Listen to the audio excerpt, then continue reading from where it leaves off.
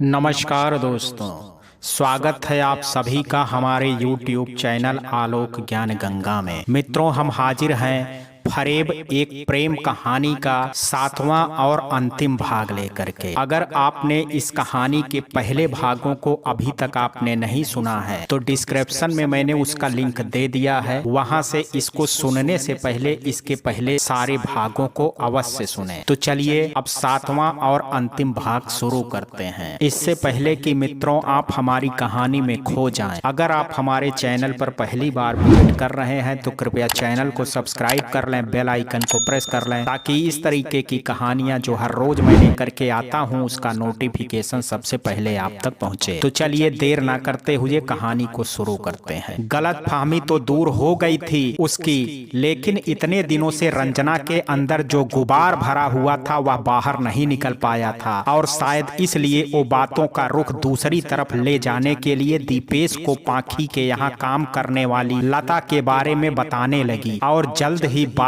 खत्म कर उसे गुड नाइट बोलते हुए उसके कमरे से निकल करके बच्चों के पास आ गई। दीपेश सब समझ रहा था, उसे पता था कि रंजना उससे इतनी बेरुखी लेकर के क्यों चल रही है। फिलहाल उसके जाते ही उसने अपनी आंखें बंद कर ली और मन ही मन रंजना को मनाने की युक्ति सोचने लगा।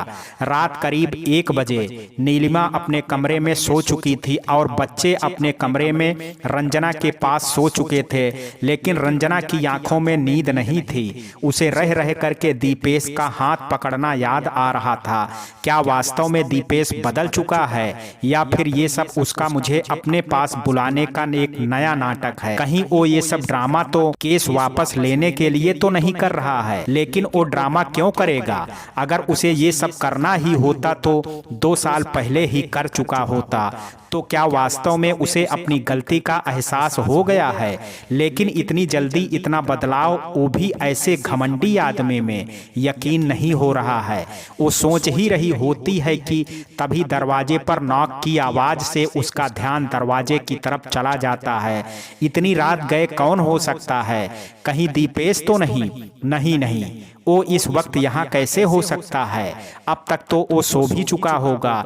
तो फिर क्या नीलिमा? वो अपनी सोच पर कोई विराम लगाती इससे पहले ही दोबारा से फिर वही ठक ठक की आवाज सुन वो गेट खोलने उठती है। देखती है तो सामने दीपेश खड़ा होता है। वो दीपेश को इतनी रात गए बच्चों के कमरे के बाहर खड़ा देख हैरत से भर जाती है। आप इस वक्त यहाँ अभी तक सोए नहीं? तुम भी तो नहीं सोई? हाँ, बस सोने ही जा रही थी, इतने में आपने नॉक कर दिया। वो दरअसल बात यह है कि मुझे तुमसे कुछ जरूरी बात करनी है, दीपेश ने झिझकते हुए कहा। जी बोलिए, रंजना ने साशंकित हो करके कहा। यहाँ नहीं, इसके लिए तुम्हें हमारे कमरे में चलना पड़ेगा। ऐसी क्या बात है जो यहाँ नहीं हो सकती है? अरे यार समझा करो, यहाँ बच्चे सो रहे हैं, उनको डिस्टर्ब होगा, और यहाँ शायद मैं अपनी बात ठीक से कह भी ना पाऊंगा, इसलिए बोल रहा हूँ। रंजना कुछ सोचते हुए, अच्छा ठीक है, आप चलिए मैं आती हूँ। दीपेश चला जाता है और रंजना वापस बिस्तर पर आकर के बैठ जाती है। ऐसी भी क्या बात करनी है दीपेश को जो भी वो मेरे ख्याल से एक बार बात कर लेने में कोई बुराई नहीं है। वो एक बार बच्चों पर नजर डालती है और दरवाजा चिपका करके उस कमरे की तरफ बढ़ जाती है जिस कमरे पर कभी उसका भी हक हुआ करता था। कुछ ही देर में वो दोनों अपने कमरे में थे। जी कहिए, क्या कहना चाहते हैं? देखो रंजना, मैं जानता हूं कि मैंने तुम्हारे साथ बहुत बुरा बर्ताव किया है जिसकी माफी नहीं हो सकती है, लेकिन यकीन मानो इन 2 सालों में मैं तुम्हारे बिना कैसे जिया हूं ये मैं ही जानता हूं। मैं दिखा नहीं पा रहा था, लेकिन अंदर ही अंदर टूटता जा रहा हूं। ये सच है कि मैं तुमसे रूखा व्यवहार करता था, तुम्हारे सामने ऐसा दिखाता था कि जैसे तुम्हारे चले जाने का मुझ पर कोई असर नहीं है, लेकिन इसके पीछे भी एक कारण था, और वो कारण था मेरा झूठा ईगो, जो रह रह करके तुम्हारे और मेरे बीच आ जाता था और एक जो सबसे बड़ा कारण था वो था अविनाश। पता नहीं क्यों उस दिन उससे बात करके मुझे ऐसा लगा कि अविनाश तुमसे प्यार करता है और उस पर से तुम्हारे पास से उसका लेटर मिलना मुझे और गलतफहमी में डाल गया। उसका ये असर ये हुआ कि मैं बिना सोचे समझे जो दिल में आया बोलता चला गया। लेकिन ट्रस्ट मी, तुम्हारे जाने के बाद मुझे एहसास हुआ कि अनजाने में ही सही मैंने तुम्हारे साथ बहुत बुरा किया है। मुझे तुम्हें वो सब नहीं कहना चाहिए था, लेकिन ढिठाई तो देखो मेरी। एहसास होने के बावजूद मैं तुमसे रूडली पेश आता रहा। शायद मैं तुम्हारे आगे झुकना नहीं चाहता था।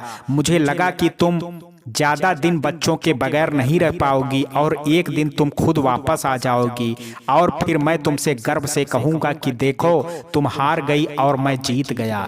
लेकिन तुमने मुझे ऐसा कहने का मौका ही नहीं दिया। फिर एक दिन मुझे पता चला कि तुम्हारी जॉब लग गई है। तुम्हारे जॉब का सुन करके एक बार फिर मेरा पुरुषत्व मेरे आड़े आ गया और मैं खुद को ठगा हुआ महसूस करने लगा। इसी के साथ एक बार फिर मुझे लगा कि तुम जब एक माँ हो करके, एक पत्नी हो करके बच्चों की और पति की परवाह नहीं कर रही हो तो मुझे भी तुम्हारी परवाह नहीं करनी चाहिए। लेकिन मैं गलत था। मैं जानता था कि मैं गलत हूँ, बावजूद इसके मैं अपने अहम में आ करके तुम्हारे आगे झुकना नहीं चाह रहा था। एक तरफ से तुमने भी अच्छा ही किया मुझ पर केस करके। शायद अगर तुम मुझ पर केस ना करती तो मैं कभी भी ना बदल पाता। मुझे तुमसे दूर जाने का एहसास ही ना होता। मेरा दिल ये कभी भी ना मानता कि मैं गलत हूं और तुम सही हो। Thank you Ranjana, thank you so much, मुझे ये एहसास कराने के लिए कि मैं जो कुछ भी था तुम्हारे ही दम पर था। मेरा तुमसे बात बात पर रूठना, बात बात पर गुस्सा करना, तुम्हारे ऊपर हाथ उठाना, तुम्हें झिझकना, तुम्हें झिड़कना, तुम्हारी फीलिंग्स की परवाह ना करना, वो सब मेरे अहम का हिस्सा था। मैं खुद को तुमसे ऊपर रख करके देख रहा था और तुम्हें ये जताने की कोशिश कर रहा था कि अगर एक पुरुष चाहे तो एक स्त्री को बर्बाद कर सकता है और अगर चाहे तो उसकी जिंदगी संवार भी सकता है। इसी के साथ तुम्हारे भी सहनशीलता की दाद देनी पड़ेगी। कितना कुछ सहा तुमने, आंख बंद करके मेरे ऊपर भरोसा किया और एक मैं था कि हर पल तुम्हारे भरोसे को तोड़ता रहा, तुम्हें दर्द देता रहा, तुम्हारी आंखों में आंसू देता रहा। तुम छुप छुप करके सिसकियां लेती रही और मैं मौन हो करके देखता रहा।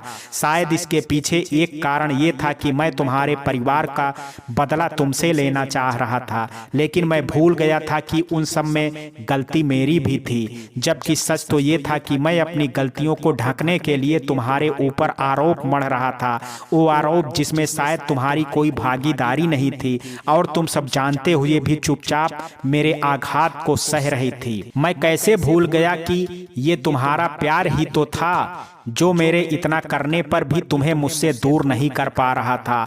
और अगर बात तुम्हारे चरित्र पर ना आती तो शायद तुम यहाँ से जाती भी ना। लेकिन आज मैं तुमसे अपने उन सारे गुनाहों की, तुम पर किए गए उन सारे अत्याचारों की माफी मांगता हूँ।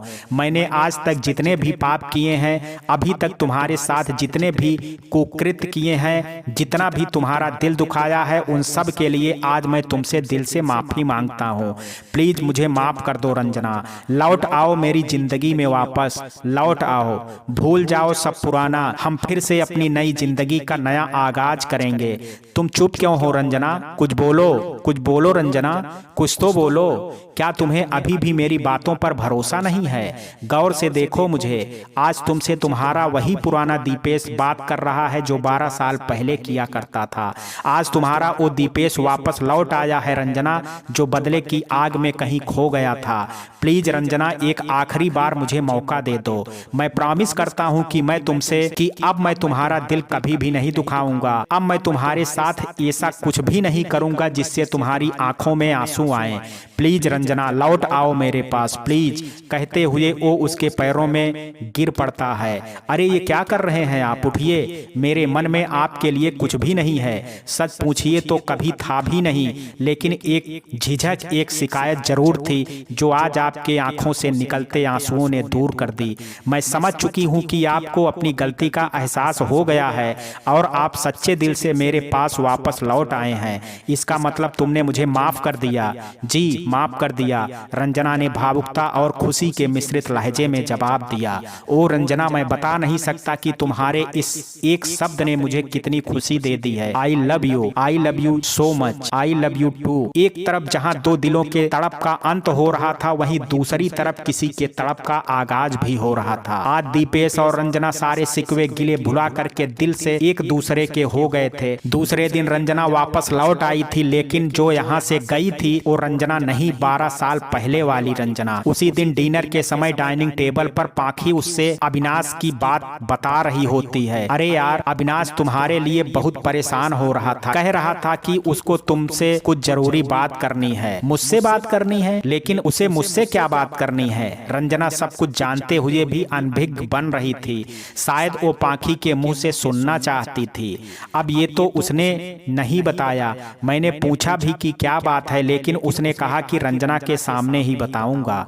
और जहां तक उसके बोलने के तरीके से मैंने वाच किया, वो कुछ परेशान नजर आ रहा था। तुमने उसे दीपेश के बारे में बताया? नहीं, अभी तक तो नहीं बताया। क्यों नहीं बताया? उसे मालूम होना चाहिए था कि हम लोग कहाँ गए थे। हाँ, पर मुझे उसकी जरूरत महसूस नहीं हुई। मैंने सोचा हम लोग तो परेशान हैं ही, नाहक ही उसे भी क्यों परेशान करना। और क्या कह रहे थे जनाब? रंजना ने संजीदा लहजे में पूछा पाखी से। कुछ खास बात नहीं हुई, लेकिन जितनी भी बात हुई उन बातों में तुम्हें लेकर के उसकी चिंता साफ झलक रही थी। कह रहा था उस दिन तुम लोग अचानक से कहां गायब हो गए। तुम लोगों का फोन भी नहीं लगा, लेकिन तुम लोगों ने रिस्पांस ही नहीं किया। तुम्हारे घर भी आया था, लेकिन घर पर भी कुछ पता नहीं चला। ऐसी क्या जरूरी बात हो गई थी कि तुम लोगों को यूं किसी से कुछ कहे बिना अचानक से निकलना पड़ा? फिर तुमने क्या जवाब दिया? मैंने कह दिया कि दीपेश की तबीयत खराब होने की वजह से वो उस दिन नहीं आ पाया था, इसलिए सुनवाई की डेट आगे बढ़ गई। और फिर आंटी जी के जोर देने पर 2-3 दिनों के लिए रंजना के घर जाने का प्लान बन गया। मैं बच्चों को यहीं छोड़ करके गई थी, इसलिए जल्दी चली आई, लेकिन रंजना को 1-2 दिन के लिए आंटी ने और रोक लिया। इतना सुनने के बाद उसने तुम्हारे फोन ना उठाने की चिंता जाहिर करते हुए फोन रख दिया। मैं सोच रही थी पाखी कि क्यों ना हम कल खुद ही अविनाश के घर चलें। आंटी से भी मिलना हो जाएगा और अविनाश से भी बात हो जाएगी, जैसा तुम ठीक समझो।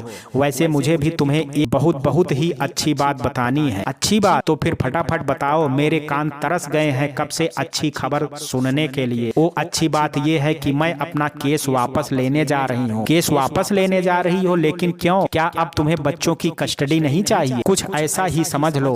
दरअसल अब इसकी जरूरत ही नहीं है। मतलब मैं कुछ समझी नहीं, पाखी ने आश्चर्य से आंखें चौड़ी करते हुए पूछा। मतलब ये कि मेरे और दीपेश के बीच पैचअप हो गया है? क्या कह रही हो तुम? क्या वाकई में? हाँ भाई, मैं झूठ क्यों बोलूंगी। Wow, such a the great news. मैं बता नहीं सकती रंजना कि तुमने ये न्यूज सुना करके आज मुझे कितना खुश कर दिया है। सच में रंजना, बहुत ही बड़ी खुशखबरी है ये। मगर यह सब हुआ कैसे? दीपेश को अपनी गलती का एहसास हो गया और उन्होंने मुझसे अपने सारे पिछले किए की माफी मांग ली। उनकी आंखों में बहते आंसुओं ने मुझे यह विश्वास दिला दिया कि उन्हें सच में अपने किए का बहुत अफसोस है, और साथ ही यह भी एहसास करा दिया कि वह आज भी मुझसे उतना ही प्यार करते हैं जितना शादी से पहले किया करते थे। सच? आशम, आंटी जी को बताया कि नहीं? बता दूंगी, अभी समय नहीं मिला। चलो फिर इसी खुशी में हम लोग कल मंदिर चल करके गोवर्धन का भी आशीर्वाद ले लेते हैं। आखिर उन्हें इस बात के लिए धन्यवाद तो देना ही बनता है ना। हाँ पाखी, अगर उनकी कृपा दृष्टि ना हुई होती तो शायद ऐसा संभव ना हो पाता। मैंने तो पूरी तरह से उम्मीद ही छोड़ दी थी। सच, भगवान सच्चे मन से की गई प्रार्थना जरूर सुनते हैं। चलो फिर कल सुबह ऑफिस जाते समय हम लोग गोवर्धन जी का आशीर्वाद ले लेंगे, और उधर से ही तुम मुझे ऑफिस भी ड्रॉप कर देना। दूसरे दिन शाम को रंजना ने पाखी को अपने ऑफिस बुला लिया था अविनाश के घर जाने के लिए। शाम 6 बजे पाखी और रंजना अविनाश के घर पर थी। पाखी और रंजना को बिना किसी सूचना के अकस्मात अपने घर पर देख करके अविनाश हैरान होने के साथ ही खुश भी हो रहा था। वाओ, व्हाट प्लेजेस सरप्राइज, तुम कब आई? मैं बता नहीं सकता कि तुम्हें यहाँ देख करके मुझे कितनी ज्यादा खुशी हो रही है। वैसे बड़ी लंबी उम्र है तुम्हारी। तुम्हें पता है अभी मैं माँ से तुम्हारे बारे में ही चर्चा कर रहा था, उसने रंजना से मुखातिब हो करके कहा। अच्छा, वैसे मुझे ऐसा क्यों लग रहा है कि जैसे आज तुम मुझे देख करके कुछ ज्यादा ही एक्साइटेड हो रहे हो। कहते हुए रंजना आगे बढ़ जाती है। नमस्ते आंटी, अब कैसी तबीयत है आपकी? अभी कुछ आराम है बेटा, बस पैरों का दर्द कभी कभी कुछ ज्यादा ही परेशान कर देता है। आओ बैठो। अविनाश की मां ने उन दोनों को अपने बेड के बगल में रखे चेयर की तरफ बैठने का इशारा करते हुए कहा। जी आंटी, कहते हुए वो दोनों बैठ जाती हैं। और बताओ, दीपेश से कोई बात हुई थी तुम्हारी? कैसी है अब उसकी तबीयत? अगले डेट पर आ रहा है ना वो? उसका ऐसा सवाल सुन करके पाखी और रंजना एक दूसरे का मुंह देखने लगती हैं। क्या हुआ, कुछ गलत पूछ लिया क्या मैंने? अविनाश उन दोनों को एक दूसरे का मुंह देखता हुआ देख कुछ सिटपिटाता हुआ सा बोला। नहीं, कुछ गलत नहीं पूछा। वो क्या है अविनाश की रंजना ने केस, वो दरअसल पाखी ये कहना चाहती है कि मुझे इस वक्त इन बातों में कोई इंटरेस्ट नहीं है। पाखी अपना बोला वाक्य पूरा करती इससे पहले ही रंजना ने अपनी लाइन जोड़ उस अधूरे वाक्य को पूरा किया। हाँ, मैं यही कहना चाहती थी कि ये बोलते हुए पाखी रंजना को संशय भरी नजरों से देखने लगती है। रंजना उसे चुप रहने का इशारा करते हुए अपनी बात जारी करती है। पाखी ने बताया, तुम्हें मुझसे कुछ जरूरी बात करनी थी। हाँ, सही कह रही थी पाखी, तो कहो क्या कहना चाहते हो? जो मैं कहना चाहता हूँ वो कोई साधारण बात नहीं है। अब जब बात इतनी स्पेशल है तो उसे कहने का तरीका भी उतना ही स्पेशल होना चाहिए। मेरे कहने का मतलब वो बात करने के लिए ये वक्त सही नहीं है। सच पूछो तो तुम लोगों के लिए सरप्राइज है, पर हाँ, कुछ हिंट जरूर दे सकता हूँ। एक्चुअली मैं तुम लोगों को किसी से मिलाना चाहता हूँ। इससे मिलाना चाहते हो? कहीं तुमसे प्यार करने वाला कोई हमसफर तो नहीं मिल गया तुम्हें? पाखी ने मजाकिया लहजे में कहा। कुछ ऐसा ही समझ लो। उसकी बातों से अब पाखी के साथ रंजना भी सीरियस हो गई थी। रंजना को तो अपने कानों पर विश्वास ही नहीं हो रहा था। वो सोच रही थी अविनाश ने अपने लिए जीवन साथी ढूंढ लिया, तो फिर इसने मेरे और अपने बारे में जो कुछ भी दीपेश से कहा, क्या वो सब झूठ था? रंजना सोच में गुम थी और पाखी खुश होते हुए अविनाश से उस लड़की की कुंडली निकालने में मगन थी। अनबिलीवेबल यार, क्या सच में? मिलाओ भाई, कौन है वो? जरा हम भी तो देखें। जिसके लिए तुमने इतना इंतजार किया वो तुम्हारे ख्वाबों शहजादी दिखती कैसी है? मिल लेना, इतनी जल्दी भी क्या है? वैसे वो मेरी पसंद है तो साधारण तो हो ही नहीं सकती है। हाँ, सो तो है। कहते हुए पाखी ने रंजना की ओर देखा। अब ये मैडम कहाँ गुम हो गई? वो मैडम कहाँ खो गई आप? पाखी ने रंजना को किसी ख्यालों में विचार मग्न देखा तो चुटकी बजाते हुए कहा, कुछ नहीं, बस ऐसे ही। क्या यार, तुम भी? यहाँ इतनी इम्पोर्टेंट बात हो रही है और तुम हो कि पता नहीं कहाँ खोई हुई हो। कुछ सुना कि नहीं तुमने? जनाब को कोई मिल गया है। हाँ सुना आंटी, अब तो बस आप जल्दी से इसकी शादी कर दो, फिर आपको भी कोई ऐसी मिल जाएगी जो इसके ना रहने पर आपको बोर नहीं होने देगी। हाँ बेटा, सोच तो मैं भी यही रही हूँ। अरे इसमें सोचना क्या है, फटाफट मुहूर्त निकलवाओ और शादी की डेट फिक्स कर दो। क्यों रंजना? हाँ, रंजना अभी भी अविनाश की बातों से शॉक्ड थी और उसे अभी भी अपने कानों पर विश्वास नहीं हो रहा था। ये सब छोड़ो, ये बताओ कि कब मिलवा रहे हो हमें उससे? पाखी ने अविनाश से चहकते हुए पूछा। बस बहुत जल्द, इनफैक्ट जितनी जल्दी हो सके। वाह, चलो ये डिसीजन तो तुमने मेरे और रंजना के मन का लिया है।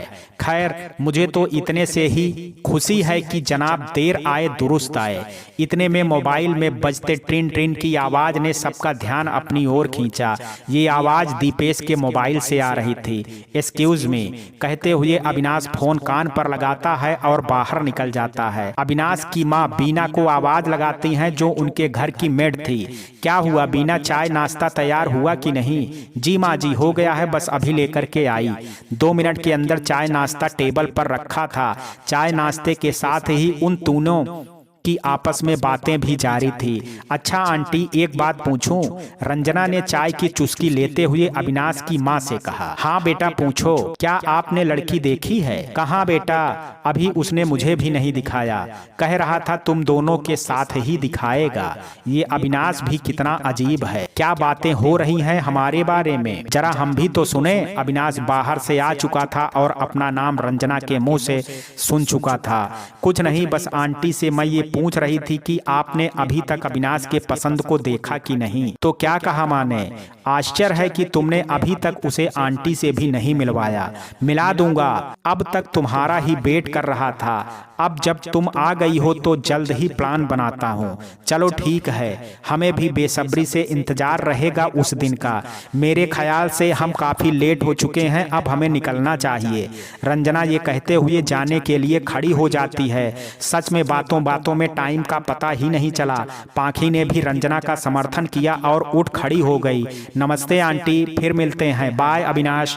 रंजना के कहने के साथ ही दोनों दरवाजे की ओर बढ़ जाती हैं। मोहब्बत में जान लुटाने की जुस्तजू सी पल रही है, तेरे ना होने की जिंदगी को अब कमी सी खल रही है। तू जो आए तो बहारें भी सोखियां में हो, तू जो आए तो फिजाओं में भी रौनक हो, तू जो आए तो महक उठे ये चमन सारा, तू जो आए तो जिंदगी से फिर इबादत हो। मोहब्बत में जान लुटाने की जुस्तजू सी पल रही है, तेरे ना होने की जिंदगी को अब कमी सी खल रही है। रात के 12 बज रहे थे और अविनाश अपने बिस्तर पर लेटा आज कुछ ज्यादा ही खुश लग रहा था।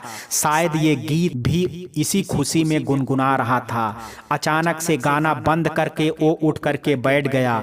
थोड़ी देर बैठे बैठे अपनी आने वाली जिंदगी के बारे में सोच करके मुस्कुराता रहता है। उसके बाद जैसे उसे कुछ याद आया, वो झटके से उठता है और अलमारी की ओर बढ़ जाता है। अलमारी के पास पहुंच करके आवाज को ख्याल रखते हुए बहुत ही धीरे से उस अलमारी को खोलता है और उसमें से एक तस्वीर निकालता है। तस्वीर सीने से लगाए वो वापस आता है और बिस्तर पर बैठ जाता है। फिर वो उस तस्वीर को बिस्तर में लगे तकिए पर रख देता है और उससे बातें करना शुरू कर देता है। नाराज हो मुझसे, लेकिन अब तुम्हें मुझसे नाराज होने की जरूरत नहीं है। बस एक दिन का इंतजार और फिर मैं, तुम और हमारी मोहब्बत। वैसे तो मुझे तुम्हारे हर अंदाज पर प्यार आता है, लेकिन तुम्हारी एक बात अच्छी नहीं लगती मुझे, और वो है इंतजार करवाने की। जैसे कि मुझे ले करके ही देख लो, कितना इंतजार करवाया तुमने मुझे, लेकिन मैं भी कुछ कम ढीठ नहीं था। तुम्हारे इनकार के बाद भी पीछे नहीं हटा, क्योंकि मुझे यकीन था तुम्हारे लौटने का। अब देखो ना, तुमने इतनी कोशिश की मुझसे दूर रहने की, पर मैं भी हार ना मानते हुए तुम्हें अपने करीब ले करके आकर ही माना। खैर, जो कुछ भी हुआ भूल जाते हैं उसे। वैसे भी मुझे अच्छा नहीं लगता बार बार उन लम्हों को याद करना जिसमें मेरी नाकामी छुपी हुई है। जो कुछ भी मेरे साथ हुआ वो निश्चय ही मुझे दर्द देने वाला था, मगर अब जब सब कुछ ठीक हो रहा है तो वो दर्द भी आहिस्ता आहिस्ता कम होता जा रहा है। और मुझे खुशी है कि इस बात की कि मेरा बेहिसाब दर्द सहना, मेरा तुम्हारा इंतजार में उदास मन के साथ बैठे रहना बेकार नहीं गया। बेकार जाता भी कैसे, शिद्दत से चाहा है तुम्हें, हर घड़ी हर पहर बस तुम्हारे नाम से ही सजदा किया है। तुम्हारे अलावा किसी का ख्याल गलती से भी मुझे छू नहीं पाया। इतनी मोहब्बत की है तुमसे। अब तुम ही बताओ, कोई किसी से कर सकता है क्या इतनी मोहब्बत, जिसमें फरेब, झूठ, धोखा, बेवफाई के लिए रत्ती भर भी जगह ना हो, जो खुद से भी ज्यादा तुम पर भरोसा करता हो। ऐसा भरोसा जो किसी इम्तिहान से हो करके नहीं गुजरता, जो किसी स्वार्थ का मोहताज नहीं, जिसे किसी इंतजार का डर नहीं। आज मैं बहुत बहुत बहुत खुश हूँ। क्यों? अरे भाई, ये कोई पूछने की बात है? इतने लंबे इंतजार का ये लम्हा खत्म जो होने को है, वैसे इंतजार का ही फल है जो तुम्हारे इतनी कोशिश के बाद भी तुम्हें मुझसे दूर ना कर सका, लेकिन बस अब और नहीं, अब और सहन नहीं होता मुझसे। बहुत हुआ ये जलाने तड़पाने का खेल, बस कल तक का इंतजार और फिर हमेशा हमेशा के लिए तुम मेरी। Good luck mister Avinash Malhotra, be ready for your new journey.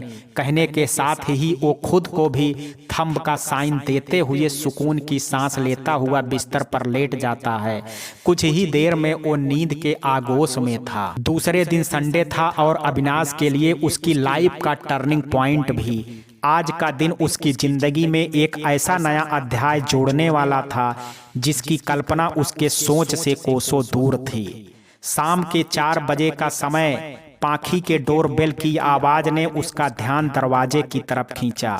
लता ने दरवाजा खोला तो देखा सामने जाने पहचाने चेहरे के साथ होठों पर लंबी सी स्माइल लिए कोई खड़ा था। जी अंदर आइए। अविनाश उसी मुस्कान के साथ अंदर दाखिल होता है और पाखी को लॉबी में बैठा देख उसी तरफ मुड़ जाता है। हाय पाखी। अरे अविनाश तुम अचानक से? और यहाँ अचानक से कहाँ? बताया तो था किसी से मिलाना है। ओ हाँ, लेकिन तुम अकेले ही? आंटी और तुम्हारी सरप्राइजर नहीं आई तुम्हारे साथ? ओ माँ की तबीयत थोड़ी ठीक नहीं है तो मैंने सोचा मैं अकेले ही चलता हूँ। और रही बात उसके आने की तो वो अभी आती होगी, उसने सोफे पर बैठते हुए कहा। अकेले आ जाएगी? अच्छा एड्रेस सेंड कर दिया होगा तुमने। वैसे साथ में आते तो मुझे ज्यादा खुशी होती। खुशी तो उसके अकेले आने पर भी उतनी ही मिलेगी तुम्हें, अविनाश ने रहस्यमयी मुस्कान के साथ कहा, जिसे पाखी नोटिस नहीं कर पाई। और बताओ, वैसे रंजना नहीं दिख रही है, कहीं गई है क्या? उसने अपनी नजरों को चारों तरफ दौड़ाते हुए कहा। नहीं, ऊपर है, अभी बुलवाती हूँ। इसी के साथ वो लता को आवाज लगाती है। हाँ दीदी आई। लता भागती हुई आती है। हाँ दीदी, रंजना से बोल दो कि अविनाश आया है, नीचे आ जाए। जी दीदी। करीब 5 मिनट बाद रंजना नीचे थी और अविनाश उसके सामने बैठा उसे निहार रहा था। अविनाश का चेहरा देख करके ही लग रहा था कि आज वो रंजना को अपने सामने देख करके कुछ ज्यादा ही खुश हो रहा था। कुछ औपचारिक बातें होने के बाद अविनाश बातों का रुख दूसरी तरफ मोड़ता है। तुम्हें याद है ना, परसों तुम्हारे केस की फाइनल सुनवाई है। इतना सुन पाखी कुछ बोलने जा रही थी कि रंजना हल्के से उसका पैर दबा देती है और उसके अपनी तरफ देखने पर इशारे में चुप रहने को कहती है। पाखी को समझ नहीं आ रहा था कि ये सब हो क्या रहा है, क्यों बार बार रंजना उसे चुप रहने को कहती है। आखिर वह क्यों अविनाश से दीपेश की सच्चाई छुपा रही है। मन में इन सवालों के उठने पर भी वो चुप हो करके रंजना के जवाब का इंतजार करने लगती है। मेरी याद छोड़ो, तुम ये बताओ कि क्या तुम्हें याद है तुमने हमसे किसी से मिलाने का वादा किया था? हाँ याद है, इनफैक्ट उसी सिलसिले में तो मैं आया हूँ यहाँ। हाँ तो मिलवाओ ना, कहाँ है वो? मिलवाता हूँ, इतनी भी जल्दी क्या है? वैसे एक कहावत तो सुनी ही होगी तुमने कि इंतजार का फल मीठा होता है। यह इंतजार कुछ ज्यादा लंबा नहीं हो रहा है भाई। देखो, मुझे तो बड़ी उत्सुकता हो रही है उससे मिलने की। वैसे मिलवाओगे कैसे? वो तो आई नहीं है तुम्हारे साथ। क्या वो आने वाली है या फिर हमें ही कहीं जाना होगा?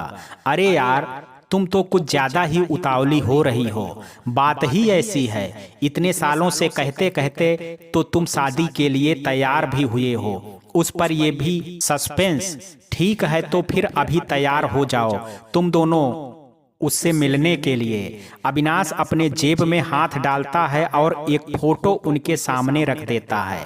लो मिल लो। उस फोटो पर नजर पड़ते हैं रंजना और पाखी को 440 वोल्ट का झटका लगता है। ये क्या मजाक है अविनाश? ये तो पाखी आंखों को चौड़ा करते हुए आश्चर्य से भर करके अविनाश से सवाल करती है। हाँ तो यही तो है वो लड़की जिससे मुझे तुमसे मिलवाना था। और हाँ, ये कोई मजाक नहीं है। व्हाट नॉनसेंस अविनाश, क्या है ये? इतना सुनते ही रंजना आपे से बाहर हो जाती है।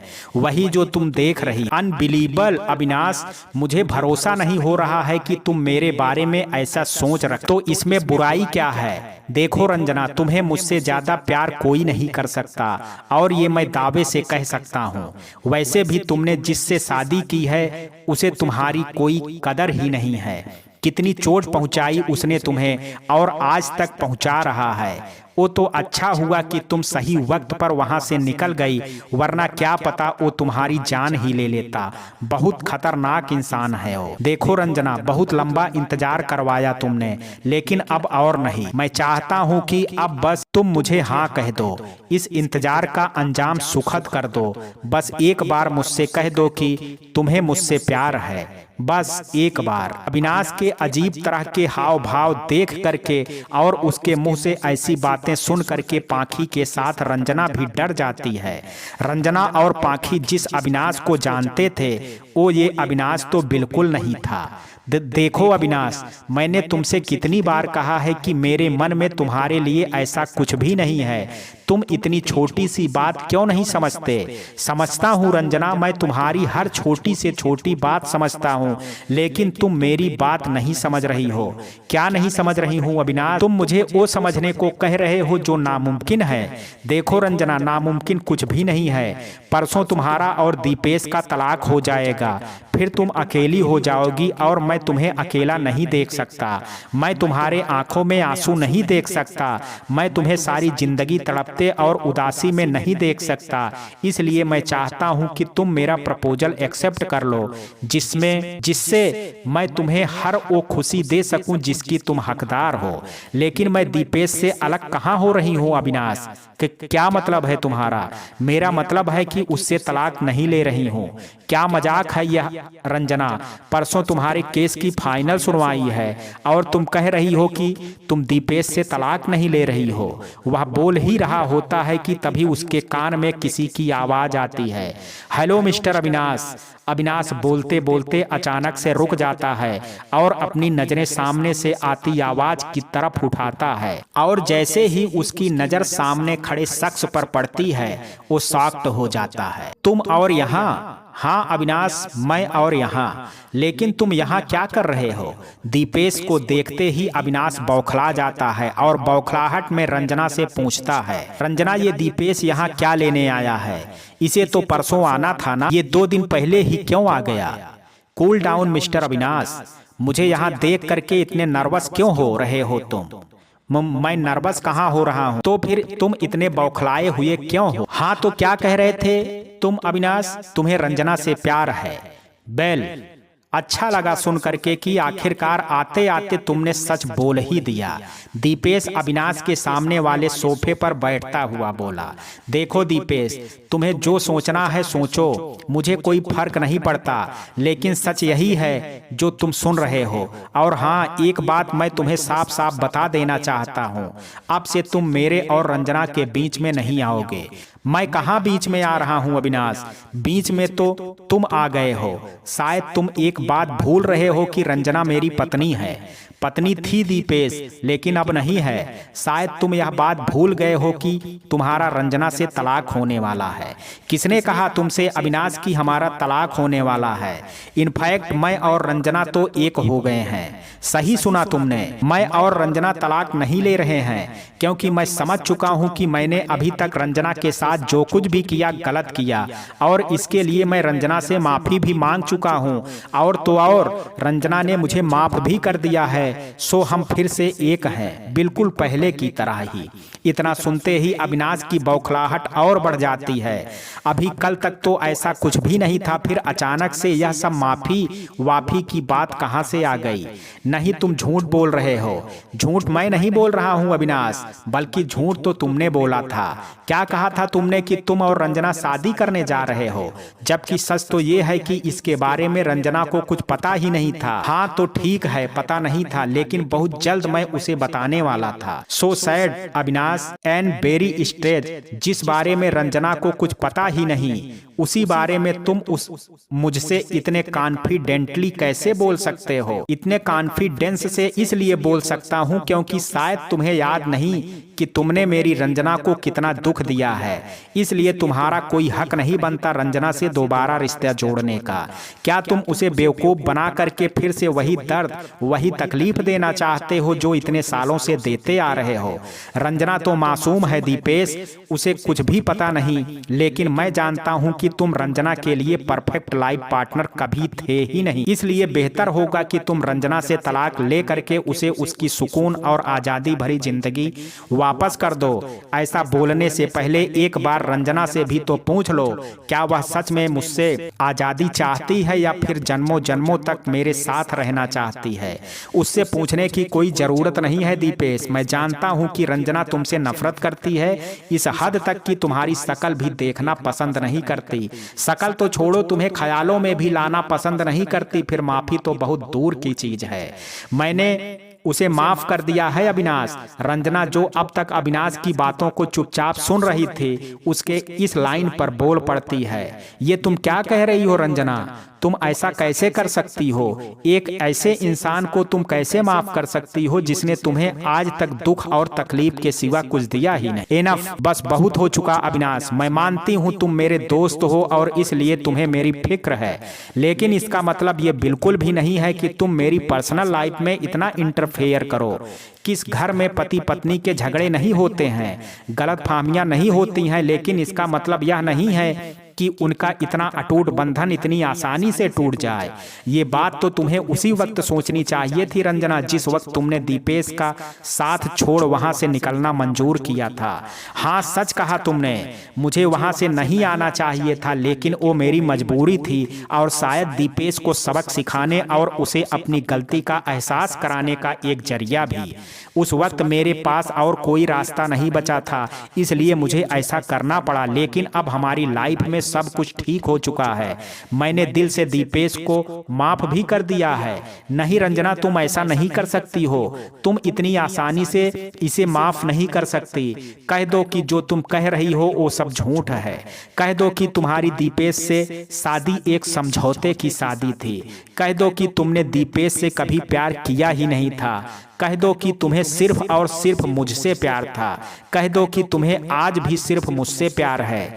कह दो रंजना, कह दो, आज सब कुछ खुल करके कह दो। आखिर दीपेश को भी तो पता चलना चाहिए कि मैं उसके बीच में नहीं बल्कि वो हमारे बीच में आ गया।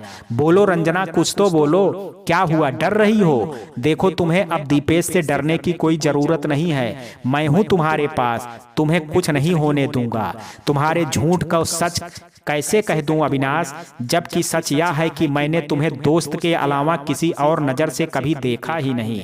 तुम ही बताओ, अगर मेरे दिल में तुम्हारे लिए कुछ होता तो मैं दीपेश से शादी ही क्यों करती? मुझे सब पता है कि तुमने दीपेश से शादी क्यों की। तुमने सिर्फ और सिर्फ अपने परिवार और झूठे समाज के लिए दीपेश से शादी की, जबकि सच तो यह है कि तुमने कभी दीपेश से प्यार किया ही नहीं। तुम्हारे दिल में तो हमेशा से मैं था। तुमने क्या सोचा था रंजना कि तुम मुझे बताओगी नहीं तो मैं समझ नहीं पाऊंगा? शायद तुम भूल गई हो कि आवाज से ज्यादा मौन बोलता है। लास्ट टाइम जब तुम मेरे सामने बैठी थी तो मैंने तुम्हारी आंखों में पढ़ लिया था कि तुम मजबूरी में भले ही एक्सेप्ट ना करो, लेकिन तुम्हें भी मुझसे उतनी ही मोहब्बत है जितनी मैं तुमसे करता हूँ। अविनाश की बात सुन रंजना सिटपिटा जाती है। नहीं, ये झूठ है। ये झूठ नहीं है, सच है। जुबान भले ही धोखा दे दे रंजना, लेकिन आंखें कभी धोखा नहीं देती हैं, और ये बात तुमसे बेहतर भला और कौन जान सकता है। कमान रंजना, अब बोल भी दो कि ये सब तुम सिर्फ खुद को बहलाने के लिए कह रही हो। देखो, तुम मुझसे झूठ कह सकती हो, सारी दुनिया से झूठ कह सकती हो, लेकिन खुद से झूठ नहीं बोल सकती।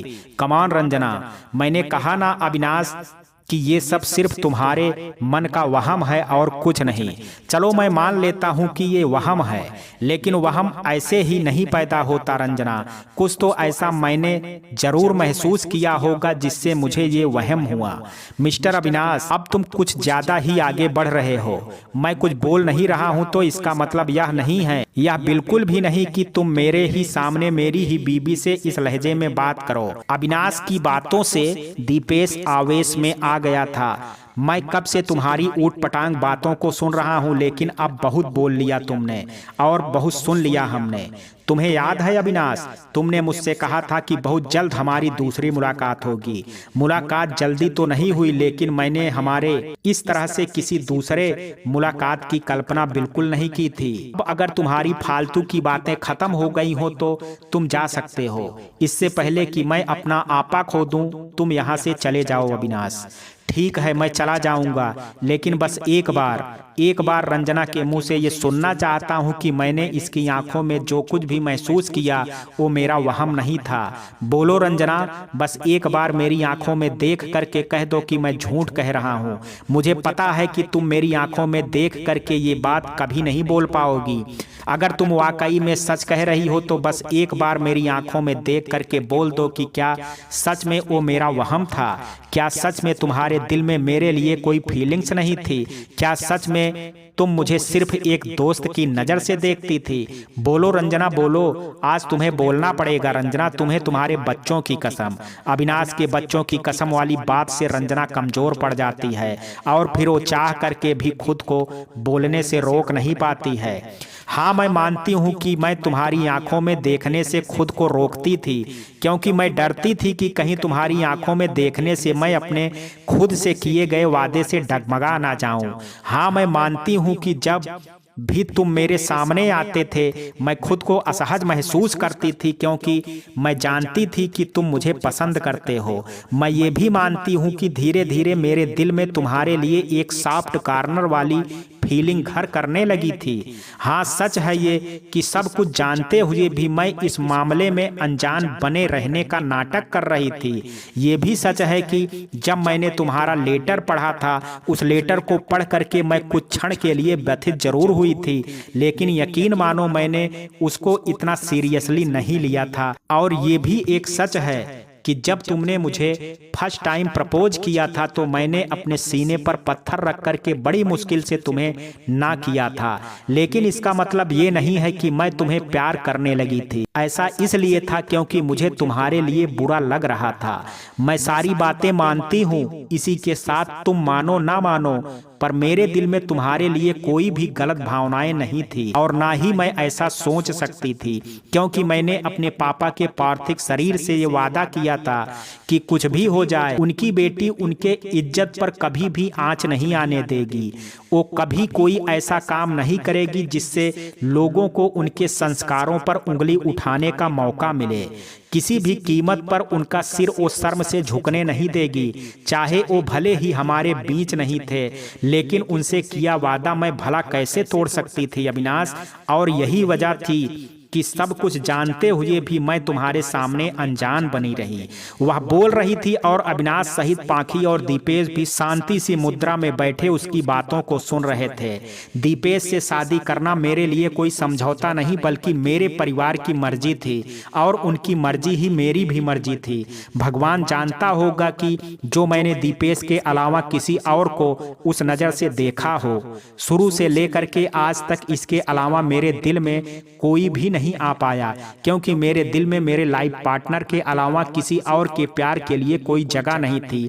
वो लेटर भी अनजाने में ही मेरी डायरी और मेरे पुराने कपड़ों के साथ वहां तक पहुंचा था, जिसे मैं कब का भूल भी चुकी थी। हाँ, मेरी गलती ये जरूर थी कि मैंने उसे पढ़ने के बाद फाड़ा नहीं, जिसकी मुझे बहुत बड़ी कीमत भी चुकानी पड़ी दीपेश से 2 साल तक दूर रह करके। सच यही है अविनाश की मेरे दिल में दीपेश थे, दीपेश हैं और हमेशा दीपेश ही रहेंगे। सुन लिया मिस्टर अविनाश, मेरे ख्याल से रंजना को लेकर के अब तुम्हारा सारा डाउट क्लियर हो चुका होगा।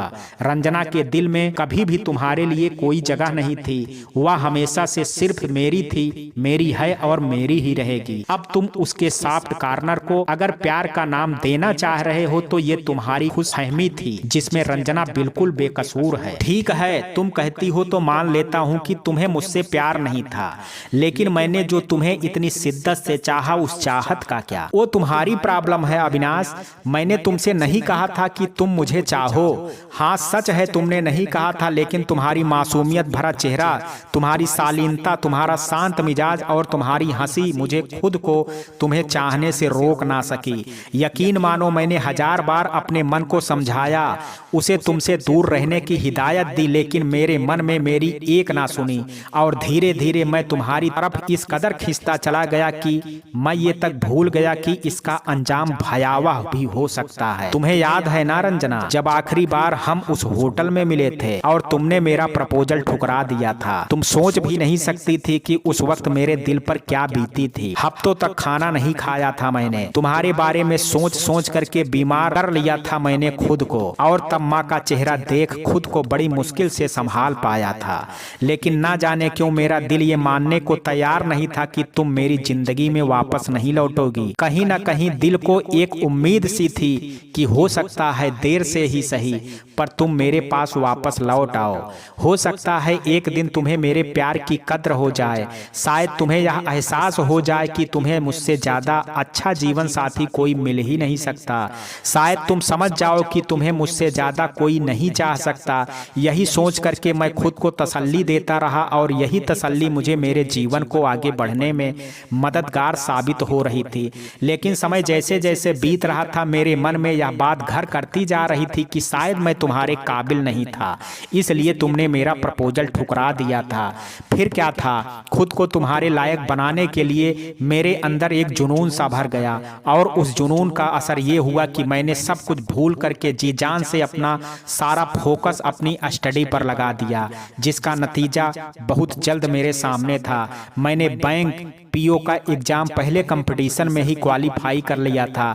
जिंदगी से जद्दोजहद करते हुए ये मुकाम पाने में 4 साल का वक्त ऐसे गुजर गया पता ही नहीं चला। और जब मुझे मेरा ज्वाइनिंग लेटर मिला तो मेरी खुशी का ठिकाना नहीं था। मैं तुमसे मिलना चाहता था, अपनी मिली उस कामयाबी में तुम्हें भी अपनी खुशी का हिस्सा बनाना चाहता था। फिर मन में ख्याल आया कि इस दरमियान 4 साल का एक लंबा अरसा गुजर चुका है, क्या पता तुम जिंदगी के किस पायदान पर पहुंच गई होगी, शायद मुझसे आगे भी बढ़ गई होगी। ये सोच करके एक बार को अपना कदम पीछे तो कर लिया, लेकिन अपने मन को नहीं समझा पाया। सोचते सोचते हिम्मत करके एक दिन तुम्हारे लैंडलाइन नंबर पर ट्राई किया तो फोन डेड बता रहा था। पाखी स्वारा के घर फोन किया तो नंबर ही नहीं लगा। समझ नहीं आ रहा था कि क्या करूं, तुमसे कैसे कांटेक्ट करूं। एक बार को दिमाग में आया कि तुम्हारे घर की तरफ चला जाता हूं, मगर ये सोच करके हिम्मत ने गवाही नहीं दी कि क्या पता मुझे ऐसे अचानक देख तुम्हारा रिएक्शन कैसा हो। एक तरफ तो तुम्हारे रिएक्शन का डर कि मैं खुद को तैयार नहीं कर पा रहा था, और दूसरी तरफ दिल में इस कदर तुमसे अपनी खुशी बांटने की ललक कि मैं खुद को समझा भी नहीं पा रहा था। इसी उधेड़ बुन में 6 महीने और बीत गए। ऐसे ही एक दिन अचानक से ऑफिस से लौटते हुए रास्ते में मुझे प्रिया मिल गई। फिर उससे पता चला कि रंजना की शादी को तो पूरे 3 साल बीत गए। सुन करके ऐसा धक्का लगा कि आंखों से आंसू नहीं रुक रहे थे। वो आंसू तुम्हें खोने के गम में नहीं थे, बल्कि मेरी मजबूरी के थे। दिल में एक कसक सी थी कि क्या पता तुमने ये शादी अपनी मर्जी से की है या परिवार के खुशी के लिए की है। पता नहीं कैसा होगा, क्या करता होगा, ऐसे अनगिनत सवाल थे मेरे जहन में घूम रहे थे। लेकिन एक बात सोच करके मैंने खुद को तसल्ली दे दी कि कोई भी हो, कैसा भी हो, वो तुम्हें खुद को प्यार करने से रोक नहीं पाएगा, क्योंकि तुम हो ही इतनी प्यारी कि तुम्हें तो कोई भी पा करके अपनी किस्मत पर नाज करेगा। शायद उस वक्त अपने मन को समझाने के अलावा मेरे पास कोई रास्ता नहीं बचा था, और मैंने समझा भी लिया। दिन महीने बीत रहे थे और देखते देखते काम की व्यस्तता में 2 साल का दिन और निकल गया। इस दौरान मेरे लिए शादी के रिश्तों की लाइन लगी थी और मैं एक एक करके सबको मना करता जा रहा था। इसका रीजन शायद मैं खुद को भी तुम्हें भुलाने का झूठा दिलासा दे रहा था, जबकि सच तो ये था कि मैं तो तुम्हें एक पल को भी नहीं भुला पाया था। माँ का दबाव मेरे ऊपर शादी के लिए बढ़ता जा रहा था और मैं शादी के नाम से दूर भागता जा रहा था। उनकी इच्छा थी कि मैं अपना घर बसाने के साथ उन्हें बहू का सुख दे दूं, लेकिन माँ को भी कहाँ पता था कि मैंने अंदर ही अंदर एक निर्णय ले रखा है। एक दिन माँ के ज्यादा जोर जोर देने पर मैंने उन्हें साफ साफ शब्दों में कह दिया कि मैंने कभी भी शादी नहीं करने का निर्णय लिया है, क्योंकि मेरी चाहत कोई और है। ये बात और है कि वो अब किसी और की चाहत बन चुकी है। बावजूद इसके मैं उसे अपने दिल से नहीं निकाल पा रहा हूँ। मैं खुद को उसके एहसास से दूर जाने का सपने में भी नहीं सोच सकता। मैंने उससे वादा किया है जिंदगी भर उसके साथ चलने का। भले उसका शरीर उसका साथ मेरे साथ ना रहे, लेकिन मेरी आत्मा हमेशा उसके आत्मा के अधीन रहेगी। मेरा ये निर्णय मेरी माँ के लिए किसी सदमे से कम नहीं था। उन्होंने मुझे बहुत समझाया, मगर सब बेकार। अंततः उनकी मेरे निर्णय के आगे एक ना चली। माँ बोलती नहीं थी, लेकिन मुझे देख करके मेरे दर्द का अंदाजा लगा सकती थी। वो मेरे बारे में सोच करके अंदर ही अंदर घुलती जा रही थी और इसी चिंता में वो बीमार रहने लगी। मैं सब कुछ जानते और देखते हुए भी अनजान बना रहा। मैं उन्हें सांत्वना देता रहा, उनका इलाज करवाता रहा, हर संभव उन्हें खुश करने की कोशिश करता रहा, लेकिन वो नहीं दे पा रहा था जो उन्हें उनकी असली खुशी थी और जिसकी चाहत में वो इस हाल तक पहुंची थी। वैसे एक तरह से देखा जाए तो मैं जिंदगी जी नहीं रहा था, बस अपनी सांसों को चलने से रोक नहीं पा रहा था। रिजर्व नेचर तो पहले से था, समय के साथ इतना ज्यादा रिजर्व हो गया कि खुद से ही मिलने से कतराने लगा था। मुझे सोशल मीडिया पर खुद को टाइम देना बिल्कुल भी पसंद नहीं। बावजूद इसके मैंने अपने नाम का एक फेसबुक अकाउंट खोल लिया था और एक दिन तुम्हारा नाम टाइप करके तुम्हें ढूंढता रहता, मगर हर बार निराशा ही हाथ लगती थी।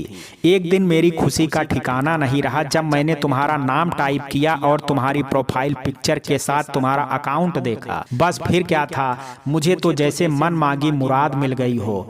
मैंने बिना देरी किए तुम्हें फ्रेंड रिक्वेस्ट भेज दी और तुमने एक्सेप्ट भी कर लिया। उस दिन मुझे लगा कि जैसे मेरी सांस कुछ देर को चली जाने पर दोबारा वापस आ गई हो। मैं खुश हो करके तुम्हारे शादीशुदा जिंदगी का मुआयना कर रहा था। हर फोटो में तुम्हारा हंसता हुआ चेहरा देख मेरे ओंठों पर भी मुस्कान तैर जाती थी। दिल को तसल्ली हुई कि तुम खुश हो, और मुझे क्या चाहिए था, यही दुआ तो मांगी थी मैंने ईश्वर से तुम्हारे लिए। फिर तुम्हारे बच्चों पर ध्यान गया, ऐसा लगा जैसे उनके रूप में मैं अपने बच्चों की छवि देख रहा हूँ। दीपेश को तुम्हारे साथ देख करके एहसास हुआ कि तुम दीपेश जैसा ही जीवन साथी डिजर्व करती थी, और फिर अपनी तुलना दीपेश से करने पर मैं खुद को दीपेश के सामने बहुत ही बौना महसूस करने लगा। मन ने कहा, कहाँ दीपेश इतना handsome, dancing, charming, good looking, हंसमुख, और कहाँ मैं नजर का चश्मा लगाने वाला एक साधारण सा व्यक्तित्व का मालिक, जिसे ना ही हंसना आता है और ना ही जिंदगी जीने का सलीका आता है। मेरा मन खुद के लिए घृणा से भर गया और इसी के साथ एक शांत सा अपने में ही खोया रहने वाला लड़का कब इस शालू नेचर में बदल गया पता ही नहीं चला।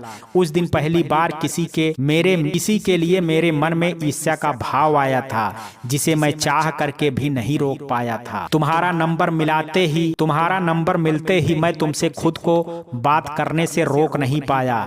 10 साल बाद तुम्हें बीसी पर देख करके ऐसा लगा मानो मेरी जिंदगी मुझे दोबारा वापस मिल गई हो। तुम्हारी आवाज ने मुझे जीने की एक नई दिशा दे दी थी। मुझे तुमसे कुछ भी नहीं चाहिए था, तुम खुश थी, मेरे लिए यही बहुत था। मेरे लिए तो तुम्हारा मुझसे बात कर लेना ही तुम्हारा मुझे दिया इतना अनमोल तोहफा था, जिसका शुक्रिया करने के लिए मेरे पास कोई शब्द नहीं था। सब कुछ ठीक चल रहा था और तभी बातों बातों में अचानक एक दिन मुझे पता नहीं क्यों ऐसा लगा कि जैसे तुम मुझसे कुछ छुपाने की कोशिश कर रही हो। तुम्हारा वो सिर पर चोट लगना, तुम्हारी लाल आंखों का सूजा होना तुम्हारे अंदर के ना जाने कितने राज बयां कर रहा था। तुमसे बात करने के दौरान पहली बार मैंने महसूस किया कि शायद बहुत कुछ ऐसा है जो ठीक नहीं है, बहुत कुछ ऐसा है जिसे तुम मेरे सामने अलग तरीके से पेश कर रही हो। न जाने क्यों मुझे ऐसा महसूस हुआ कि तुम ये जो अपने चेहरे पर हमेशा हंसी का आवरण चढ़ाए रखती हो, दरअसल इसकी हकीकत कुछ और है। और ये एहसास करते ही मैं बेचैन हो गया। उस दिन मैं रात भर नहीं सो पाया। तुम्हारी वो सूरत मेरी आंखों के सामने बार बार आ रही थी, जिसमें मुझे दर्द और घुटन के अलावा कुछ नहीं दिख रहा था।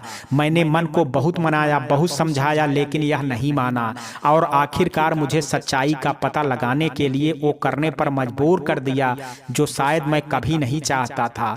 और फिर कुछ ही दिनों बाद मैं तुम्हारे दरवाजे पर खड़ा था और तुम मुझे देख करके शॉक्ड थी। मैं चला तो आया था वहां से, लेकिन मुझे यह नहीं समझ आ रहा था कि तुम्हारे पूछने पर मैं तुम्हें अपने आने का कारण क्या बताऊंगा।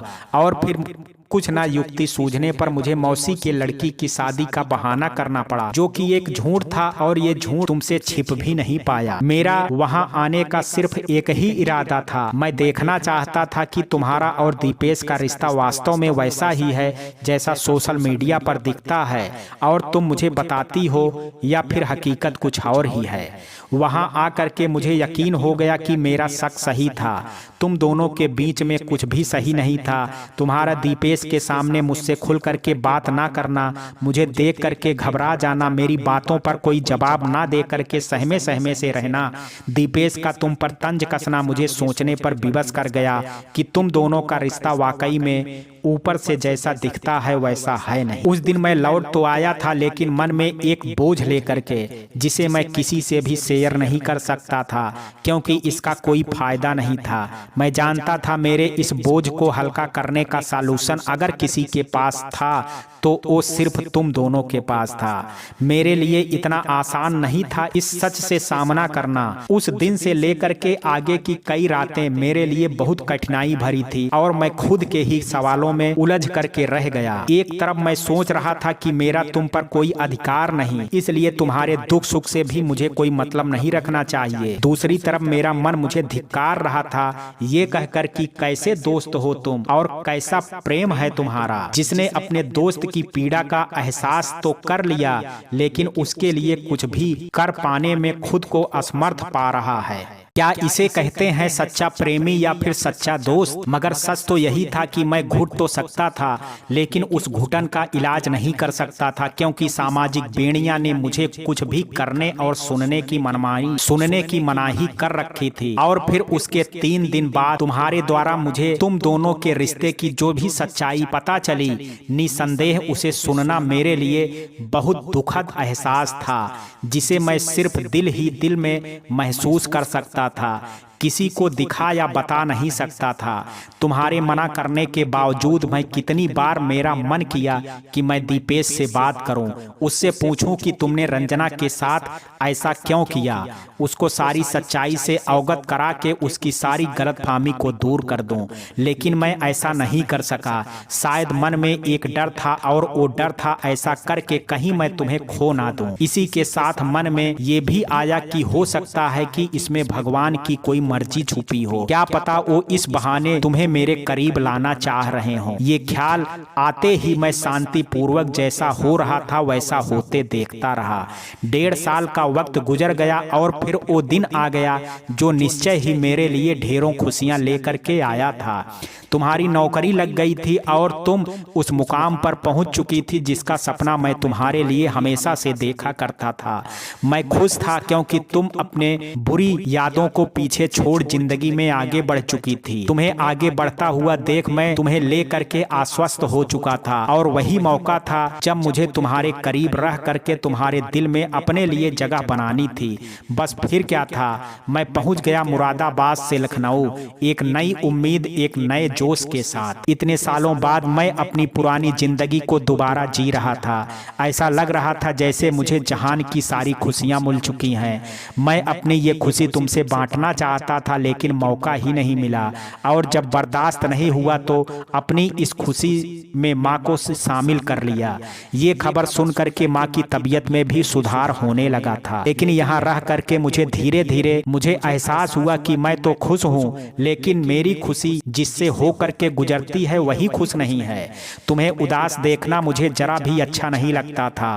फिर मुझे लगा कि अगर तुम्हारी जिंदगी से सारे दुखों का कारण ही खत्म हो जाए तो तुम्हें खुश रहने से कोई रोक नहीं सकता, और मुझे पता था कि तुम्हारी खुशी किसमें थी। लेकिन इसके लिए जरूरी था कि तुम दीपेश पर केस करती। अपना हक जिसे दीपेश तुम्हें लौटाने से आनाकानी कर रहा था उसे कानूनन तरीके से हासिल करती। और वैसे भी हिंदू लॉ के मुताबिक मैं तुम्हारी जिंदगी का हिस्सा तब तक नहीं बन सकता था जब तक दीपेश तुमसे कानूनन ढंग से अलग ना हो जाता। यही सबसे सीधा सरल रास्ता भी था तुम्हें तुम्हारी खुशियों तक ले जाने का, लेकिन ये भी तो तुम्हारी मर्जी थी। जब तक तुम खुद इसके लिए तैयार ना होती मैं कोई जबरदस्ती नहीं कर सकता था। फिर एक दिन जब मैंने सुना कि तुमने दीपेश पर केस कर दिया है तो मुझे तुम्हारे डिसीजन पर फक्र महसूस हुआ। आखिर होता भी क्यों ना, तुमने फैसला ही ऐसा लिया था। कोई हक नहीं था ऐसे इंसान से तुम्हारा नाम जुड़ने का जिसका तुम्हारी जिंदगी में कोई वजूद ही नहीं था, जिसे तुम्हारी अहमियत ही नहीं थी, जिसने तुम्हें दुख के अलावा कभी कुछ दिया ही नहीं था, जिसने तुम्हारी सारी खुशियों सारी महत्वाकांक्षाओं पर पानी फेर दिया था। तुम ही बताओ, जिसे चोट पहुंचते हुए मैं अपने सपने में भी मंजूर नहीं कर सकता था, उसे दीपेश कितनी आसानी से चोट पर चोट दिए जा रहा था। ये बात मैं कैसे बर्दाश्त कर सकता था। मैं बता नहीं सकता था कि तुमने दीपेश पर केस करके मुझे कितनी बड़ी खुशी दी थी, और इसी के साथ मुझ पर पूरा विश्वास भी दे दिया था कि हो ना हो ये सब भगवान इसलिए कर रहा है ताकि मैं और तुम एक हो सकें। तुम्हें अपनी जिंदगी में देखने का मेरा सपना हकीकत में बदलने जा रहा था और मैं उन्मुक्त पंछी सा हवा में उड़ता जा रहा था। उस दिन के बाद से कोई ऐसा पल नहीं गया जब तुम्हें मैंने अपने पास महसूस ना किया हो, तुमसे अपने दिल की हर बात शेयर ना की हो, क्योंकि मुझे पूरा यकीन था कि अब तुम्हें मेरा बनने से कोई नहीं रोक सकता है। मैं तुमसे अपने दिल का हाल कहता इससे पहले इंतजार था तुम्हारे और दीपेश के केस के फाइनल सुनवाई का, क्योंकि मैं नहीं चाहता था कि जब मैं तुमसे अपने दिल की बात कहूं तो उस समय मेरे और तुम्हारे बीच कोई गलती से भी आए। वो तीनों उसकी कहानी पर एकदम शांत थे और इसी के साथ रंजना पाखी दीपेश की आंखें भी गमगीन हो चुकी थी। अविनाश कुछ देर चुप रह करके फिर से कहना शुरू करता है, तुम ही बताओ रंजना, मैं कहाँ गलत था? क्या मेरा तुमसे सच्चे दिल से प्यार करना गलत था, या फिर मेरा अपनी जिंदगी में तुम्हारे प्यार की ख्वाहिश करना गलत था? मैं तो तुम्हारी यादों के सहारे जीने का हौसला कस करके इस दिल को कब से कब को समझा भी चुका था, मगर तुमने ही मुझे फिर से तुम्हारे करीब आने का रास्ता दिखा करके मेरे दिल को झूठे ख्वाबों से भर दिया, जिसको देखते देखते मैं ये भी भूल गया कि सपने सपने ही होते हैं। चांद को पाने की ख्वाहिश कर इंसान खुश तो हो सकता है, लेकिन वो चांद को छू भी सकता है, ये इंसान का वहम होता है। शुक्रिया रंजना, एक बार तुमने मुझे फिर से बता दिया कि तुम वो चांद हो जिसे दूर से देख करके खुश तो हुआ जा सकता है, लेकिन उसे पाने के लिए किस्मत भगवान के घर से लिखा करके लानी पड़ती है, जो शायद लिखवाना भूल गया था मैं। वैसे रिश्ते के मामले में बहुत अभागा हूं मैं। जिस दिन मेरे पापा मुझे छोड़ करके इस दुनिया से गए थे, उस दिन से मेरा इस दुनिया से और भगवान से भी भरोसा उठ गया था। बहुत प्यार करते थे वो मुझे, मेरे हल्के से बुखार पर भी रात जाग करके बिता देते थे, ये सोच करके कहीं रात में मुझे तकलीफ हो गई तो मुझे सहलाएगा कौन, पुचकारेगा कौन, मेरा ध्यान कौन रखेगा। उनके जाने पर मैं टूट सा गया था। 15 साल की उम्र और ऐसे में एक बेटे के सिर से अपने पिता का साया उठ जाना, तुम समझ सकती हो, मेरे लिए किसी आघात से कम नहीं था। उनके ना रहने पर रिश्तेदारों ने भी हमसे दूरियां बना ली थी, इस डर से कि कहीं उन्हें हमारी मदद ना करनी पड़े। दीदी के ससुराल वाले दीदी को भेजते नहीं थे, क्योंकि वो यहाँ आती तो वहाँ का काम कौन करता। सब तरफ से अंधेरा ही अंधेरा था मेरी जिंदगी में, और अजीब बात ये थी कि उजाले की कोई किरण भी नजर नहीं आती थी। एक समय था जब मैं जिंदगी को जीना चाहता था, खुशियों को समेटना चाहता था, पर पापा के मौत के साथ मैं एकदम शांत सा रहने लगा। कई सालों बाद जब तुम्हें पहली बार देखा तो जैसे जीने का हौसला जागा। तुम्हें देखता था तो एक अजीब सी तरह का सुकून महसूस करता था। मैं तुम्हारी हंसी में अपनी हंसी ढूंढा करता था। बहुत सालों बाद ऐसा लगा जैसे खुशी ने मेरे दरवाजे पर दस्तक दी है। एक अनजाना सा जुड़ाव हो गया था तुमसे, और देखते ही देखते कब तुम मेरे दिल पर काबिज हो गई, मुझे पता ही नहीं चला। इस कदर की देखो ना, आज भी तुम्हारी ही हुकूमत चलती है इस दिल पर। कहते कहते वो इतना भावुक हो जाता है कि ना चाहते हुए भी अपनी बेबसी पर फपक करके रो पड़ता है। उसको रोता देख पाखी, रंजना और दीपेश तीनों रोने लगते हैं, लेकिन उसके इस बेबसी पर कहने को किसी के पास कुछ भी नहीं था। एक तरफ रंजना, जिसने शुरू से दीपेश को चाहा था और अब भी अपना पतिव्रता धर्म निभाने हुए उसी के साथ जाना चाहती थी। दूसरी तरफ दीपेश, जिसे रंजना से पहली नज़र में ही प्यार हो गया था, लेकिन कुछ पारिवारिक कमियों की वजह से वो रंजना को नीचा दिखाया करता था, जिसका एहसास उसे तब हुआ जब उसे हमेशा के लिए रंजना से दूर जाने का डर सताने लगा। तीसरी तरफ अविनाश, जिसने ना कभी दीपेश को बुरा चाहा था ना रंजना का बुरा चाहा था। उसने तो सिर्फ मोहब्बत के बदले थोड़ी सी मोहब्बत चाही थी, जो उसे नहीं मिल सकी। अब इसे किस्मत का दोष कह लें या फिर समय का तगाजा, लेकिन सच यही था कि वो तब भी रंजना से सच्ची मोहब्बत करता था, आज भी रंजना से सच्ची मोहब्बत करता है और रंजना की खुशी के लिए कोई भी त्याग करने को तैयार है। अब इसका जीता जागता सबूत इससे बढ़ करके क्या हो सकता है कि वो खुद रंजना का हाथ पकड़ करके दीपेश के हाथों में थमाता हुआ ये कह करके निकल जाता है कि भगवान तुम दोनों को हमेशा खुश रखे, तुम्हारे प्यार को किसी की बुरी नजर ना लगे और तुम्हारे बीच कभी गलती से भी दूरियां ना आए। मेरा क्या, मैं तो जैसे अब तक जीता आया था आगे भी जी लूंगा और अब तो और भी खुश हो जाऊंगा, क्योंकि मेरी रंजना को उसका प्यार, उसकी खुशी वापस जो मिल गई है। वो जा रहा था और सब उसे जाते हुए बुत बने देख रहे थे और मन ही मन सोचने पर मजबूर हो गए थे कि दीपेश रंजना सी जोड़ी तो लाखों में होगी, लेकिन अविनाश जैसा चाहने वाला सच्चा दोस्त और सच्चा प्रेमी तो एक ही है। अरे रुकिए भाई, अभी कहाँ चल दिए आप लोग, कहानी अभी बाकी है दोस्तों। क्या आप लोग इसका क्लाइमेक्स नहीं जानना चाहेंगे? तो इस कहानी का अच्छे से क्लाइमेक्स तक पहुंचने के लिए मुझे इसे 3 साल आगे लेकर के चलना होगा। रोशनी की झिलमिलाती गंगोत्री होटल की शान आज देखते ही बन रही थी। ये होटल ऐसे ही नहीं जगमगा रहा था, किसी की खुशियों में शामिल हो करके झिलमिला रहा था। वो भी एक खुशी नहीं, दो खुशी।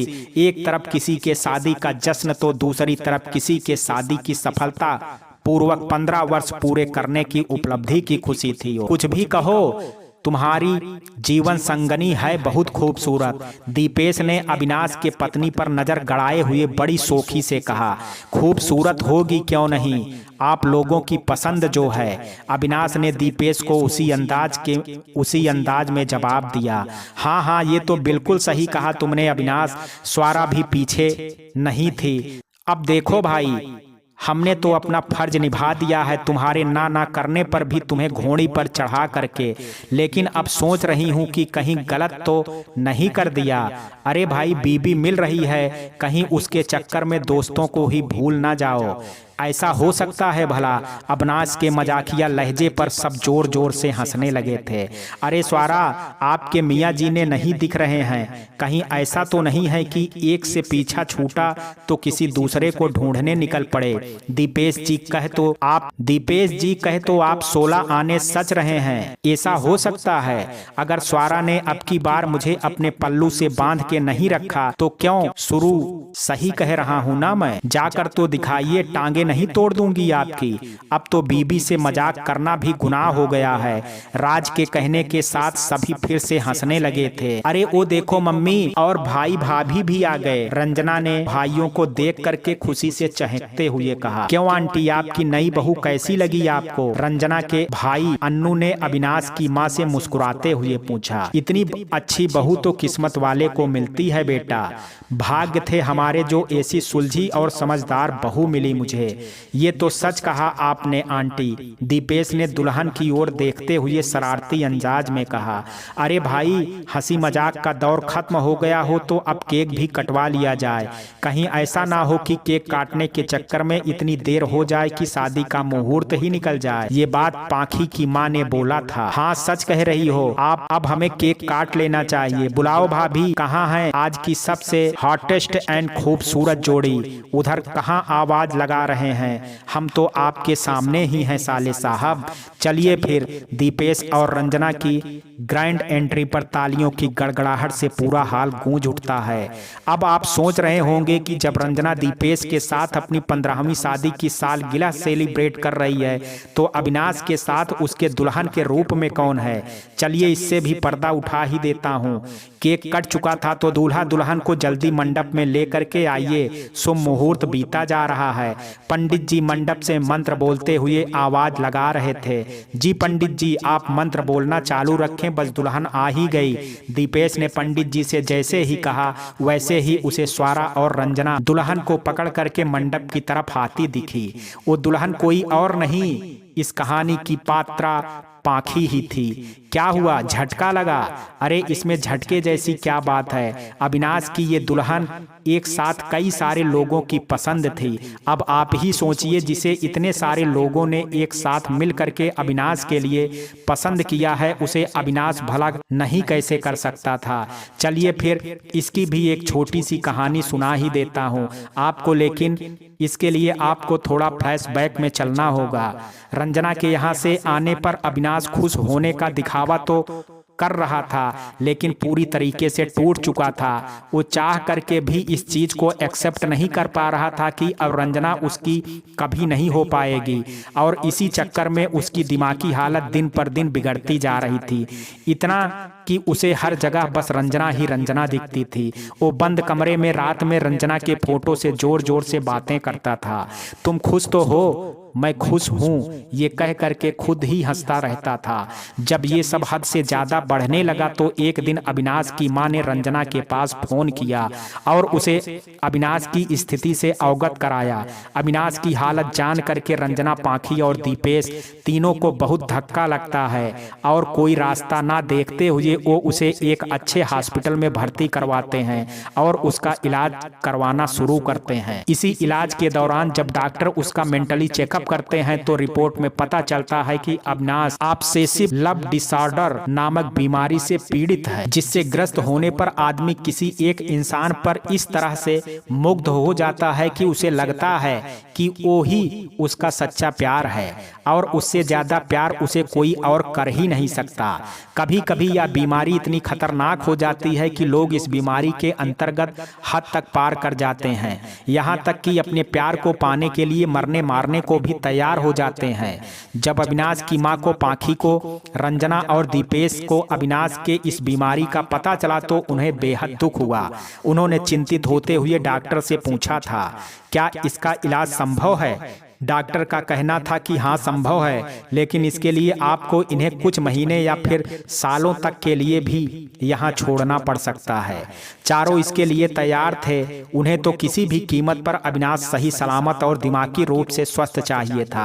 अविनाश को 2 साल के लिए उसी हॉस्पिटल में रुकना पड़ा था और इस बीच पाखी ही एक ऐसी थी जिसने अविनाश की मां को अपने घर पर रख करके एक बेटी की तरह उनकी देखभाल की थी और उन्हें अविनाश की कमी महसूस नहीं होने दी थी। रंजना ने अपना ट्रांसफर दीपेश के पास ही करवा लिया था। नौकरी की वजह से वो 15 दिन में एक ही बार आ पाती थी। अविनाश के ठीक हो करके वापस लौटने पर रंजना, दीपेश, स्वारा और अविनाश की मां के जोर देने पर अविनाश ने पाखी से शादी के लिए हाँ कर दी थी। इस शादी से पाखी को भी कोई आपत्ति नहीं थी। एक तरह से देखा जाए तो अविनाश में ऐसी कोई बुराई नहीं थी जो एक लड़की अपने पति के लिए ना चाहती हो। वो एक अच्छा पति बन पाता ना बन पाता ये तो उसे नहीं पता था, लेकिन वो एक अच्छा इंसान था, इसमें कोई शक नहीं था और पाखी के लिए उसका हाथ थामने के लिए उसकी यही खूबी काफी थी। वैसे भी बहुत दिनों से पाखी के घर की तरफ से भी पाखी की दूसरी शादी को लेकर के दबाव बनाया जा रहा था। पाखी के घर वालों का कहना था कि अभी तुम्हारी उम्र ही क्या है, इतने छोटे छोटे बच्चों को लेकर के तुम आगे की जिंदगी अकेले कैसे काटोगी। जब अविनाश की मां की तरफ से पाखी के मां से बात की गई तो पाखी की मां ने इस शादी के लिए खुशी खुशी रजामंदी दे दी। वैसे दोस्तों, क्या आप जानते हैं कि पाखी का पहला क्रश कौन था? नहीं? चलिए फिर मैं ही बता देता हूँ। उसका पहला क्रश अविनाश ही था। लेकिन अविनाश के दिल में रंजना के लिए जगह होने की वजह से उसने कभी ये बात अविनाश पर या रंजना पर जाहिर नहीं होने दी थी। तो मित्रों, ये कहानी आपको कैसी लगी, आप अपनी राय मुझे कमेंट बॉक्स में जरूर दीजिएगा। वीडियो अगर पसंद आया हो तो वीडियो को लाइक, शेयर और चैनल को सब्सक्राइब करना ना भूलें। कल मिलते हैं एक नई कहानी के साथ, तब तक के लिए जय हिंद, जय भारत।